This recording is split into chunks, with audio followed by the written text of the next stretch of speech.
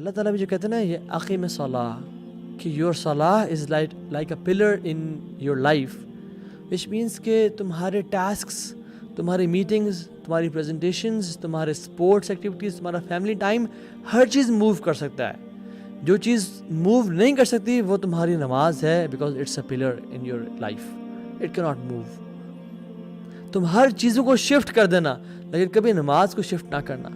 Lectures shift کر دینا، meetings shift کر دینا، ہر کام شفٹ کر دینا، مگر کبھی نماز کو شفٹ نہ کرنا. نماز اپنے وقت پہ پڑھنا اور وقت پہ پڑھنا. یعنی قیام میں بہت ساری چیزیں آتی ہیں. قیام میں صرف پڑھنا نہیں ہے، یعنی وضو اچھے طریقے سے کرنا، مسجد میں جا کے پڑھنا، خشوع سے پڑھنا، سنت کے مطابق پڑھنا. صلو کما رأیتمونی اصلی، اس طرح نماز پڑھو جیسا تم مجھے دیکھتے ہوئے پڑھتے ہو. یہ سب نماز کو قیام کرنے کی چیزیں ہیں.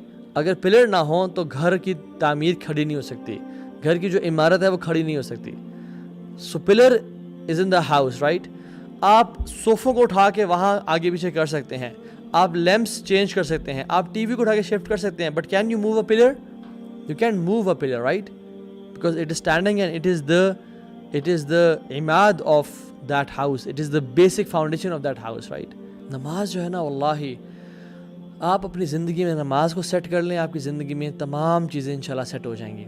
But if you procrastinate in the prayer, if you delay in the prayers, everything will get delayed. Your marriage will get delayed, your risk will get delayed, your health will get delayed, your risk, family life, happiness will get delayed. Each and everything will get delayed if you will delay the prayer. عمر بن خطاب اپنے صحابہ کو کہتے تھے کہ میرے صحابہ سب سے پہلی چیز جو ریکوائرمنٹ تمہاری ہے وہ نماز کو قائم کرنا. جس نے نماز کو قائم کیا اس نے دین کو قائم کیا، اور جس نے نماز کو چھوڑ دیا اس نے اپنے دین کو چھوڑ دیا اور دین کو ترک کر دیا. اور کتنے لوگ ہیں جو ہم لوگ یعنی نماز پڑھتے ہیں، ان للہ، یہ مسلمان، ہم لوگ میٹنگز کرتے ہیں، جلسے کرتے ہیں، الاقصیٰ کے لیے نکلتے ہیں. الحمدللہ الاقصیٰ کو بھولنا نہیں ہے، اس کے لیے ایفرٹ کرنی ہے، اس کے جو زخم ہے وہ ہمارے دل میں آج بھی زندہ ہے. لیکن نماز کیوں نہیں پڑھ رہے؟ نماز کیوں نہیں پڑھ رہے؟ وہ تو معاف نہیں ہوئی. یعنی ہر چیز آپ چھوڑ سکتے ہیں. آپ سفر میں روزہ چھوڑ دیں، آپ باتیں پڑھ لیجیے گا. آپ کے پاس استطاعت نہیں ہے حج چھوڑ دیں، آپ کو استطاعت نہیں ہے زکوٰۃ چھوڑ دیں آپ.